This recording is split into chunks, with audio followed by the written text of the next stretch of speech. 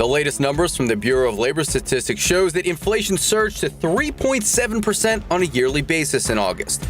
Now that's up from 3.2% in July. The reading came in above the market expectation of 3.6%. This is the second straight bump after the 12 consecutive declines in annual inflation. Now, the Federal Reserve are keeping a close watch as they decide whether or not to hike interest rates again.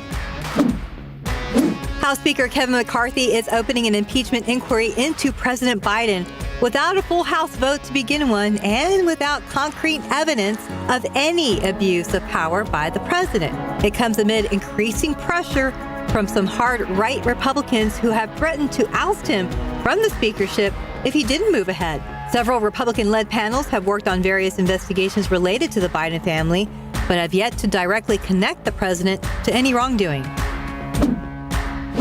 In Austin, the historic impeachment trial of suspended Attorney General Ken Paxton continuing this morning. The question now is whether or not Paxton's friend and donor Nate Paul will testify. Paxton facing 16 articles of impeachment that accuse him of misusing his powers to help Paul. Paul under federal investigation. Now, Paxton has pleaded not guilty to all 16 articles of impeachment.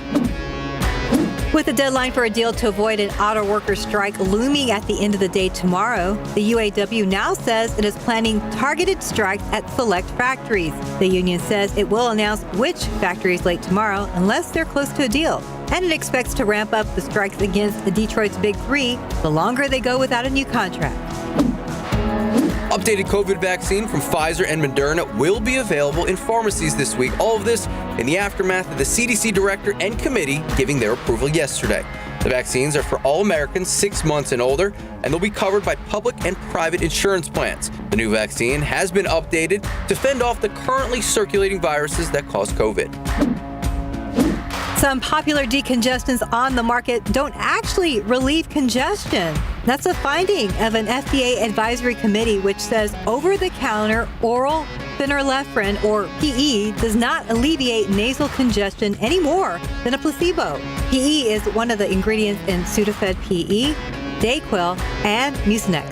As of now, the drugs will remain on store shelves as the FDA considers whether they should remain on the market or not. A new government report shows family incomes are falling. They dropped the third year in a row last year, the Census Bureau found. The average American family, well, their income in 2022 was $74,580.